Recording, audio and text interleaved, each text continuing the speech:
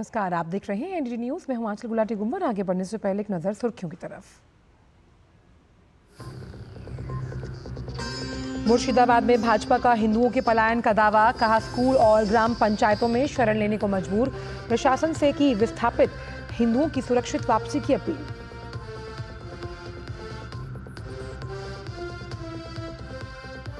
मध्य प्रदेश के गुना में बवाल पर पुलिस एक्शन में। शोभा यात्रा के दौरान पथराव करने वालों पर एफआईआर दर्ज कर जांच शुरू।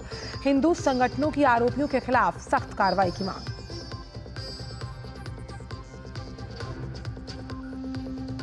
अमित शाह आज भोपाल में राज्य स्तरीय सहकारिता सम्मेलन में लेंगे हिस्सा। सहकारिता के क्षेत्र में मध्य प्रदेश की उपलब्धियों और नवाचारों को किया जाएगा प्रदर्शित।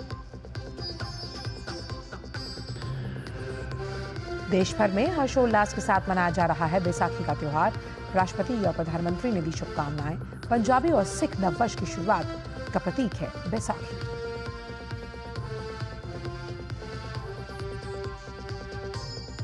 और जलियांवाला बाग नरसंहार की आज 106वीं बरसी। 1919 में आज ही के दिन अमृतसर में शांतिपूर्वक इकट्ठा हुए हजारों निहत्थे भारतीयों पर ब्रिटिश सेना ने बेरहमी से बरसाई थी गोलियां। और आइए अब जान लेते हैं सभी खबरों को विस्तार के साथ। धार्मिक कट्टरपंथियों के डर से मुर्शिदाबाद के धुलियान से 400 से अधिक हिंदुओं को नदी पार कर लालपुर हाई स्कूल, देवनापुर सोवापुर ग्राम पंचायत, वैष्णव नगर, मालदा में शरण लेने के लिए मजबूर होना पड़ा। पश्चिम बंगाल के नेता प्रतिपक्ष और भाजपा नेता शुवेंदु अधिकारी ने सोशल मीडिया प्लेटफॉर्म एक्स पर इसकी जानकारी दी। उन्होंने लिखा कि बंगाल में धार्मिक उत्पीड़न वास्तविक हो गया। उन्होंने आगे लिखा कि टीएमसी की तुष्टीकरण की राजनीति ने कट्टरपंथी तत्वों को बढ़ावा दिया। हिंदुओं का शिकार किया जा रहा है। हमारे लोग अपनी ही जमीन पर जान बचाने के लिए भाग रहे हैं। कानून और व्यवस्था को इस तरह से बिगड़ने देने के लिए राज्य सरकार को शर्म आनी चाहिए। उन्होंने लिखा कि मैं जिले में तैनात केंद्रीय अर्धसैनिक बलों, राज्य पुलिस और जिला प्रशासन से आग्रह करता हूं कि वो इन विस्थापित हिंदुओं की सुरक्षित वापसी सुनिश्चित करें और इस जिहादी आतंक से उनके जीवन की रक्षा। शुवेंदु अधिकारी ने लिखा कि बंगाल जल रहा है, सामाजिक ताना बाना टूट चुका, बस बहुत हुआ।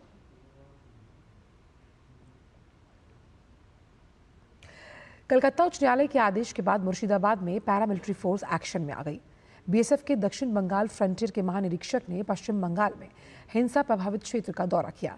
दरअसल कलकत्ता उच्च न्यायालय ने हिंसा प्रभावित क्षेत्र में केंद्रीय बलों की तैनाती का आदेश दिया था, जिसके बाद शांति स्थापना के लिए बीएसएफ की 5 टीमें भेजी गई, जो कि पुलिस के साथ मिलकर काम कर रही हैं। हमें उनके साथ मिलकर इस स्थिति में काम करना है, बस इसी के ऊपर डिस्कशन हुआ। हमने 5 कंपनियां अपनी पुलिस की हेल्प के लिए भेजी है और वो पुलिस के जहां उन्होंने डिप्लॉय किया वो उन्हीं के साथ है। जो सिचुएशन है उसको कंट्रोल करने के लिए हेल्प करेंगे और पुलिस के साथ हेल्प करेंगे। हम कोई इंडिपेंडेंटली कुछ नहीं कर रहे हैं, हम पुलिस की हेल्प के लिए आए हैं। तो जैसा पुलिस चाहेगी हमसे उसी तरीके से करेंगे। मध्य प्रदेश के गुना जिले में हनुमान जयंती के अवसर पर निकाले गए शोभा यात्रा के दौरान पथराव की घटना से इलाके में तनाव उत्पन्न हुआ। घटना उस समय हुई जब बीजेपी पार्षद ओम प्रकाश कुशवाहा उर्फ गब्बर कुशवाहा और उनके समर्थकों की अगुवाई में श्रद्धालु शोभा यात्रा निकाल रहे थे। शोभा यात्रा जब कर्नलगंज क्षेत्र में मस्जिद के पास से निकल रही थी, तब मुस्लिम पक्ष के लोगों ने शोभा यात्रा में बज रहे डीजे को बंद करने के लिए कहा। डीजे बंद नहीं होने से नाराज उपद्रवियों ने शोभा यात्रा पर पथराव शुरू किया, जिसके कारण भगदड़ मच गई। हमले में बीजेपी पार्षद गब्बर कुशवाहा के 11 वर्षीय बेटे अकुल कुशवाहा सहित शोभा यात्रा में चल रहे कई श्रद्धालु घायल हुए। घायलों को तत्काल नजदीकी अस्पताल में भर्ती करवाया गया। घटना की सूचना मिलते ही एसपी संजीव कुमार सिन्हा और कलेक्टर किशोर कुमार कन्याल भारी पुलिस बल के साथ घटनास्थल पर पहुंचे, स्थिति को नियंत्रित किया। फिलहाल स्थिति नियंत्रण में है और मामले की जांच की जा रही है। घटना से नाराज हिंदू संगठनों ने पथराव करने वालों के खिलाफ सख्त कार्रवाई की मांग की। वहीं बीजेपी पार्षद गब्बर कुशवाहा ने सिटी कोतवाली में आरोपियों के खिलाफ एफआईआर दर्ज करवाई। पुलिस ने मामला दर्ज कर जांच शुरू कर दी है। थोड़ा पथराव हुआ है उसमें दो समुदाय के बीच में कुछ कम्युनिकेशन गैप रहा और हम और एसपी साहब मौके पर गए हैं। वहाँ पे सिचुएशन अभी टोटली कंट्रोल पे है और जिन लोगों ने भी किया उनके खिलाफ सख्त कार्रवाई की जाएगी। खबर उत्तर प्रदेश से, जहां संभल जिले के प्रसिद्ध जनेटा शरीफ दरगाह में बड़ी अनियमितताएं सामने आई। प्रशासनिक जांच में पता चला कि दरगाह कमेटी वक्फ संपत्ति का निजी इस्तेमाल कर रही है। जांच में यह भी उजागर हुआ कि कमेटी ने सरकारी जमीन पर अवैध रूप से ईदगाह का निर्माण किया हुआ है। पिछले 7 वर्षों से वक्फ संपत्ति के हिसाब किताब के लिए मुतवल्ली की नियुक्ति नहीं की गई। शिकायतकर्ता मोहम्मद जावेद ने बताया कि गांव जनेटा में उनके पूर्वज मुआज़मिया शाह की मज़ार है। उसके अलावा क्षेत्र में कई अन्य मज़ारें भी हैं और उनके साथ वक्फ की ज़मीन जुड़ी है। उन्होंने आरोप लगाया कि शाहिद मियां ने वक्फ की ज़मीन पर अवैध कब्जा किया। वहां झोला छाप अस्पताल भी चलाया जा रहा है। जावेद ने यह भी बताया कि दरगाह कमेटी हर साल उर्स का आयोजन करती है, जिसमें लगभग 2.5 करोड़ रुपए की कमाई होती है, जबकि शपथ पत्र में दर्शाया नहीं गया कि उर्स से कोई भी आय अर्जित की जाती है। उन्होंने साइकिल स्टैंड को भी ठेके पर देने की बात कही और जिससे पैसा कमाया जाता है। जनेटा में एक दादा मौजूद शाह साहब का मज़ार है, उसके साथ साथ वक्फ की ज़मीन है वहाँ पर। तो वक्फ की ज़मीन पर अवैध तरीके से कब्जा कर रखा है सैयद शाहिद मियां ने। वहाँ पर बहुत बड़ी इनकम होती है, हर साल 2.5-2 करोड़ रुपए कमाते हैं वो। के बावजूद वक्फ बोर्ड को कोई किसी तरीके का कोई पैसा नहीं दिया गया है और किसी तरीके की कोई आमदनी नहीं दिखाई गई है। मेरे द्वारा शिकायत डीएम साहब से भी की गई और मुख्यमंत्री उत्तर प्रदेश शासन से भी की गई। श्रीमान लेखपाल तहसीलदार साहब गए थे और लेखपाल महोदय भी गए थे। उन्होंने वक्फ के कागज मांगे हैं उनसे और आय व्यय का ब्यौरा मांगा है। उनके पास कोई वो दिखा पाए नहीं दिखा पाए, ये तो नहीं पता होगा अधिकारियों। मुख्य चुनाव आयुक्त ज्ञानेश कुमार ने फिर दोहराया कि ईवीएम पूरी तरह टैंपर प्रूफ हैं और इसमें छेड़छाड़ की कोई संभावना नहीं।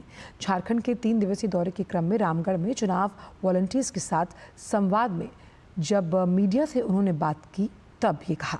रविवार को मुख्य चुनाव आयुक्त बीएलओ के साथ भी संवाद करेंगे। देखिए रिपोर्ट। मुख्य चुनाव आयुक्त ज्ञानेश कुमार झारखंड के 3 दिवसीय दौरे पर हैं।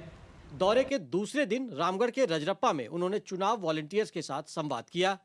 इस मौके पर मुख्य चुनाव आयुक्त ने विश्व के सबसे बड़े लोकतंत्र भारत में चुनावी प्रक्रियाओं की विशेषताओं पर प्रकाश डाला और बेहतर तरीके से चुनाव आयोजन में सभी के योगदान की सराहना की। हमारे returning officers, volunteers, booth level officers जिनसे मैं भी संवाद करके आ रहा हूं, उन सब से मिलने के बाद मुझे ऐसा लगा कि झारखंड में डेमोक्रेसी की एक बहुत सशक्त नींव है। बाद में पत्रकारों से बातचीत में उन्होंने साफ शब्दों में कहा कि भारत में इस्तेमाल किए जा रहे इलेक्ट्रॉनिक वोटिंग मशीन ईवीएम पूरी तरह टेम्पर प्रूफ है। उन्होंने कहा कि मतदाता जिस बटन पर अपनी उंगली दबाता है, वीवीपैट उसी की गिनती करता है। मुख्य निर्वाचन आयुक्त ने यह भी बताया कि अभी तक 5 करोड़ से भी ज्यादा वीवीपैट की गणना हो चुकी है और ईवीएम के साथ मिलान सटीक आया है। भारत की जो ईवीएम है वो टेम्पर प्रूफ है और जिस पर मतदाता जिस बटन पर अपनी उंगली दबाता है उसी की वीवीपैट स्लिप निकलते हो वो उसको देखता है और उसी की जब गिनती होती है तो अभी तक 5 करोड़ से भी ज्यादा वीवीपैट की स्लिप्स की गणना हो चुकी है। संवाद कार्यक्रम में वॉलंटियर्स और चुनाव से जुड़े कर्मियों ने पिछले लोकसभा और विधानसभा चुनाव के अपने अनुभव मुख्य चुनाव आयुक्त से साझा किए। 11 आईडी कार्ड में जो भी आपके पास है वो लेके आइए, उसके बाद मतदान आराम से दे सकते थे। ये सारी जानकारी हम लोग पहले भी देते थे और किसी कारण से वो भूल भी जाते थे तो उस समय भी जानकारी देके और चुनाव करवाने में हम लोगों ने सहयोग किया। इस संवाद कार्यक्रम में राज्य के मुख्य निर्वाचन पदाधिकारी के रवि कुमार समेत अन्य अधिकारी भी मौजूद थे। मुख्य चुनाव आयुक्त रविवार को बीएलओ से भी संवाद करेंगे। रामगढ़ दौरे के क्रम में उन्होंने रजरप्पा छिन्नमस्तिके मंदिर में पूजा अर्चना कर मंगल कामना भी की। रामगढ़ से के तिवारी के साथ मैं दिवाकर कुमार।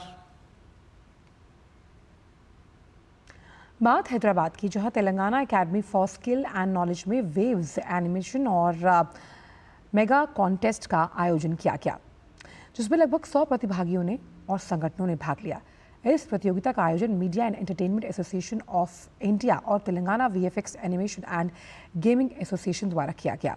ये कार्यक्रम आगामी world audio visual entertainment summit के हिस्से के रूप में देश के 11 शहरों में आयोजित किया जा रहा है और उसी आयोजन का एक हिस्सा है जो अगले महीने मुंबई में आयोजित होगा। ये प्रतियोगिता भारत में अपनी तरह की पहली पहल है जिसका उद्देश्य एनिमेशन, मेंगा, वेबटून्स, कॉस्प्ले जैसे उभरते हुए क्षेत्रों में युवाओं की प्रतिभा को पहचानना है और प्रोत्साहित करना। MEAI सचिव अंकुर भसी ने बताया कि ये प्रतियोगिता देश के नए क्रिएटर्स को पहचान दिलाएगी और वहीं MEAI के अध्यक्ष सुशील कुमार भसी ने कहा कि विजेताओं को वेव समिट के लिए भेजा जाएगा। वैम जो एक कंपटीशन है, ये ministry of information and broadcasting के अंतर्गत किया जा रहा है। इसमें हम भारत के अलग अलग स्टेट्स में अलग अलग कोने में जाकर नई नई प्रतिभाओं को आगे लाने का प्रयत्न कर रहे हैं। भारत सरकार का एक मिशन है create in India, create for world, और इस मिशन को सक्सेस करने के लिए हम कोशिश कर रहे हैं कि नई नई प्रतिभाओं को आगे लाया जाए। वैम में यहाँ हैदराबाद में 150 कैंडिडेट्स ने रजिस्ट्रेशन किया और करीब 85 के ऊपर यहाँ पर लोग आए। 3 कैटेगरी जो मंगा, एनिमे और वेबटून्स कैटेगरी में स्टूडेंट और प्रोफेशनल लेवल के लोग पार्टिसिपेट कर रहे हैं। जो इनमें से यहाँ फाइनलिस्ट हैं ये फिर मुंबई जाएंगे, जहाँ मई में 1 से 4 मई तक वहाँ एक बहुत बड़ी समिट ऑर्गेनाइज की है भारत सरकार ने, जिसका नाम world audio visual entertainment summit है। This event is called WAM. It's a subsidiary event of a mega event that's going to happen in May called Waves by the Ministry of Information and Broadcasting.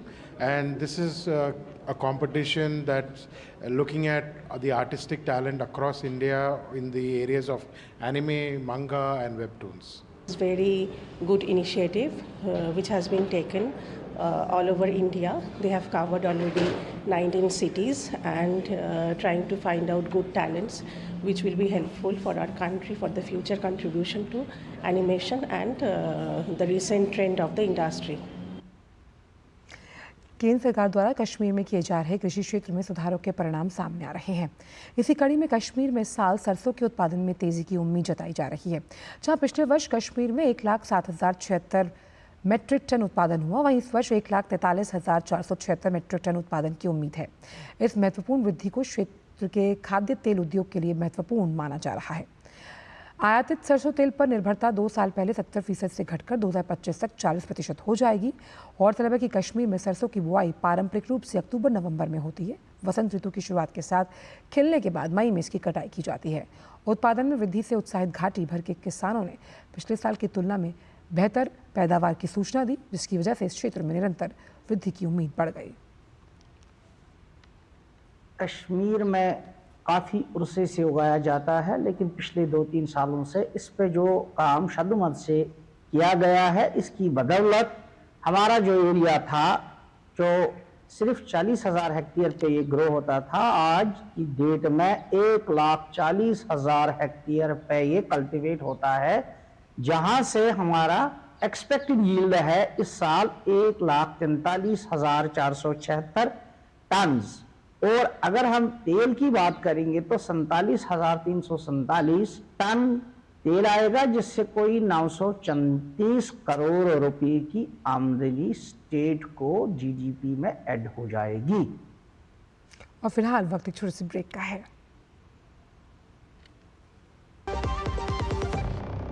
प्रधानमंत्री श्री नरेंद्र मोदी जी की प्रेरणा से मध्य प्रदेश के मुख्यमंत्री doctor Mohan Yadav के नेतृत्व में मध्य प्रदेश में विक्रमोत्सव 2025 का सफल आयोजन किया जा रहा है, जिसमें 12 से 14 अप्रैल 2025 तक दिल्ली के लाल किले पर माधव दास पार्क में शाम 6 बजे महानाट्य सम्राट विक्रमादित्य का भव्य मंचन किया जाएगा।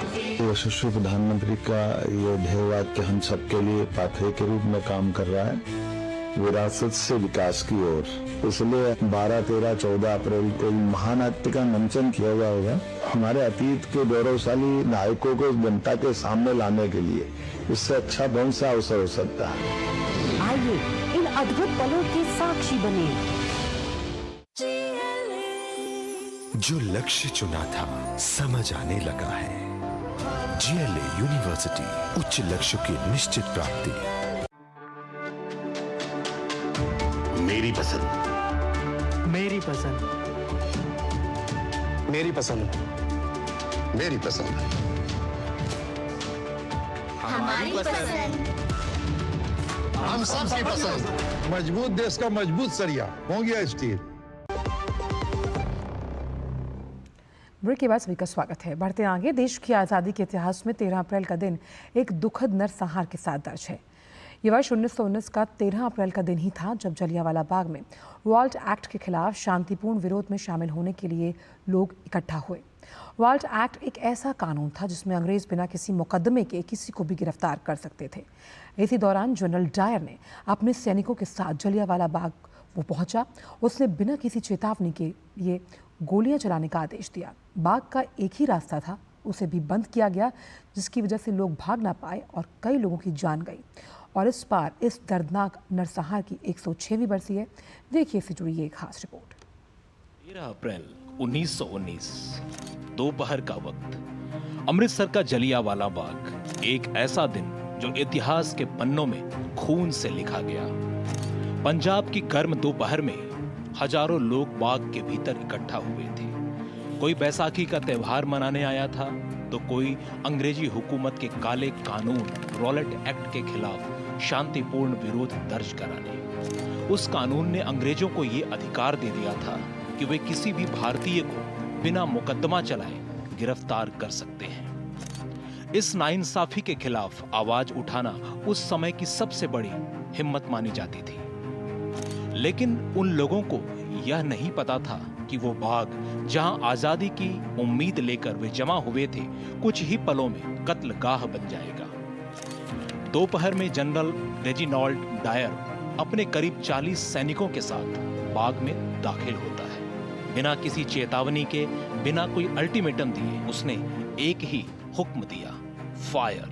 अगले 10 मिनट तक सिर्फ एक ही आवाज गूंजती रही, बंदूक की।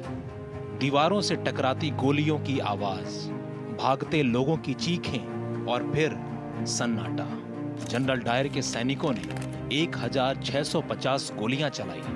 बाग चारों ओर से बंद था। सिर्फ एक संकरा गेट था जिसे डायर ने पहले ही ब्लॉक कर दिया था। लोग इधर उधर भागे, कुछ दीवारों पर चढ़ने की कोशिश करने लगे। कई जान बचाने के लिए बाग के बीच बने हुए कुएं में कूद गए। उस कुएं में आज भी लोहे की जाली लगी है, लेकिन उसके नीचे दबी हैं सैकड़ों चीखें। ब्रिटिश सरकार के मुताबिक इस हत्याकांड में 291 लोग मारे गए, लेकिन भारतीय नेताओं और स्वतंत्र पत्रकारों के अनुसार ये संख्या 500 से भी ज्यादा थी। और अगर ये सवाल उठे कि इस कत्लेआम का जिम्मेदार कौन था, तो सीधा जवाब है जनरल डायर, जिसने खुद संसद में माना कि उसने डर फैलाने के लिए यह कदम उठाया ताकि भारतीय फिर कभी विरोध न करें। लेकिन हद तो तब हुई जब ब्रिटेन में उसे सम्मानित किया गया। जनता ने चंदा इकट्ठा किया और उसे हीरो की तरह देखा गया। उस समय भारत के गवर्नर जनरल थे लॉर्ड चेम्सफोर्ड, जिन्होंने इस घटना की निंदा करने में भी काफी समय लगा दिया। और जब लोगों ने न्याय की मांग की तो जवाब मिला, यह कदम बगावत रोकने के लिए जरूरी था। लेकिन इस त्रासदी ने सिर्फ दर्द ही नहीं दिया, ये क्रांति का बीज भी बो गई। इस नरसंहार की खबर जब 12 साल के भगत सिंह तक पहुंची तो वो अमृतसर पहुंचा, बाग की मिट्टी को अपनी छोटी सी बोतल में भरा और उसी दिन तय कर लिया कि आजादी सिर्फ मांगने से नहीं मिलेगी, उसे छीनना होगा। महात्मा गांधी, जो अब तक अंग्रेजों से बातचीत के रास्ते पर चल रहे थे, इस घटना के बाद पूरी तरह बदल गए और उन्होंने साफ शब्दों में कहा, अब सहयोग का कोई रास्ता नहीं, अब देश को खुद अपना रास्ता बनाना होगा। यहीं से असहयोग आंदोलन का जन्म हुआ और उस वक्त के सबसे बड़े साहित्यकार रविंद्रनाथ टैगोर, जिन्हें सर की उपाधि दी गई थी, उन्होंने वो उपाधि लौटा दी। उनका कहना था, जब मेरे देश के नागरिकों की हत्या को जायज ठहराया जा रहा है, तब किसी भी उपाधि का कोई मूल्य नहीं। आज जब जलियांवाला बाग जाते हैं तो वहां की दीवारों पर 10 गोलियों के निशान देखकर रूह कांप जाती है। वो कुआं जिसमें सैकड़ों जानें डूब गईं, अब भी वहां मौजूद है। बाग का हर कोना, हर ईंट आज भी गवाह है उस दोपहर की जिसने पूरे भारत को एक साथ झकझोर कर रख दिया था। जलियांवाला बाग सिर्फ एक हत्याकांड नहीं था, ये भारत के आत्मसम्मान पर सीधा वार था, लेकिन इसी वार ने पूरे देश को एक साथ खड़ा कर दिया। आज जब हम आजादी की बात करते हैं तो उन दीवारों को याद रखना बहुत जरूरी है, जो आज भी चीख चीख कर कहती है, हम भूले नहीं हैं और कभी भूलेंगे भी नहीं। और राष्ट्रपति द्रौपदी मुर्मू ने जलियांवाला बाग के शहीदों को श्रद्धांजलि देते हुए एक्स पर पोस्ट किया और लिखा, जलियांवाला बाग में भारत माता के लिए मर मिटने वाले सभी स्वाधीनता सेनानियों को मैं सादर श्रद्धांजलि अर्पित करती हूँ। उनके बलिदान से हमारी स्वाधीनता संग्राम की धारा और प्रबल हुई थी। कृतज्ञ भारत सदैव उनका ऋणी रहेगा। मुझे विश्वास है कि उन अमर बलिदानियों से प्रेरणा लेकर सभी देशवासी भारत की प्रगति में पूरे तन मन धन से अपना योगदान देते रहेंगे। उपराष्ट्रपति जगदीप धनखड़ ने जलियांवाला बाग के शहीदों को श्रद्धांजलि दी। सोशल मीडिया प्लेटफॉर्म एक्स पर पोस्ट में उपराष्ट्रपति ने लिखा कि मैं 13 अप्रैल 1919 को जलियांवाला बाग हत्याकांड में शहीद हुए वीरों को श्रद्धांजलि देने में राष्ट्र के साथ शामिल हूँ। उत्पीड़न के साथ खिलाफ उनका अद्वितीय बलिदान हमारे स्वतंत्रता संग्राम के इतिहास में अंकित है। उपराष्ट्रपति ने लिखा कि भारत हमेशा उनके साहस का ऋणी रहेगा। प्रधानमंत्री नरेंद्र मोदी ने जलियांवाला बाग के शहीदों को श्रद्धांजलि दी। उन्होंने एक्स पर पोस्ट कर कहा कि हम जलियांवाला बाग के शहीदों को श्रद्धांजलि देते हैं। आने वाली पीढ़ियां उनके दम में साहस को हमेशा याद रखेंगी। ये वास्तव में हमारे देश के इतिहास का एक काला अध्याय था। उनका बलिदान भारत के स्वतंत्रता संग्राम में एक महत्वपूर्ण मोड़ बन गया। देश भर में आज बैसाखी का त्यौहार हर्षोल्लास के साथ मनाया जा रहा है। ये त्यौहार धार्मिक, सांस्कृतिक और ऐतिहासिक दृष्टि से महत्वपूर्ण है। बैसाखी के दिन ही खालसा पंथ की स्थापना हुई। दशमेश पिता गुरु श्री गुरु गोबिंद सिंह जी ने वर्ष 1699 में श्री अनंतपुर साहिब स्थित गुरुद्वारा तख्त श्री केसगढ़ साहिब में खालसा पंथ की प्रमुख स्थापना की। बैसाखी के त्यौहार को देश की कृषि व्यवस्था में भी बहुत महत्वपूर्ण माना गया है। बैसाखी से ही किसान फसलों की कटाई शुरू करते हैं। ये त्यौहार समृद्धि और सफलता लाने, अनुष्ठानों और समारोह के माध्यम से लोगों को एक साथ लाता है। वैशाखी, विशु, बोहाग बिहू, पोयला, बोईशाख, मेषादी, वैशाखादी और पुतांदु पिरापू पर राष्ट्रपति द्रौपदी मुर्मू ने देशवासियों को शुभकामनाएं दी। सोशल मीडिया प्लेटफॉर्म एक्स पर राष्ट्रपति द्रौपदी मुर्मू ने लिखा कि वैशाखी, विशु, बोहाग बिहू, पोयला, बोईशाख, मेषादी, वैशाखादी और पुतांदु पिरापू के शुभ अवसर पर मैं भारत और विदेशों में रहने वाले सभी भारतीयों को हार्दिक शुभकामनाएं देती हूं। प्रधानमंत्री नरेंद्र मोदी ने बैसाखी के अवसर पर देशवासियों को शुभकामनाएं दी। उन्होंने सभी के लिए खुशी, उम्मीद और समृद्धि की कामना की। एक्स पर एक पोस्ट में प्रधानमंत्री ने लिखा, सभी को बैसाखी की हार्दिक शुभकामनाएं। ये त्यौहार आपके जीवन में नई उम्मीद, खुशी, समृद्धि लाए। हम हमेशा एकजुटता, कृतज्ञता, नवीनीकरण की भावना का जश्न मनाएं। लोकसभा अध्यक्ष ओम बिरला ने भी देशवासियों को बैसाखी की बधाई दी। एक्स पोस्ट पर उन्होंने लिखा, बैसाखी दी सब नू लख लख बधाइयां। प्रकृति की समृद्धि और जीवन में खुशहाली के प्रतीक पर्व बैसाखी की सभी देशवासियों को हार्दिक शुभकामनाएं। ये त्यौहार जीवन में नई ऊर्जा, उल्लास के आगमन के साथ किसान बंधुओं, बहनों के समर्पण, परिश्रम का पर्याय है।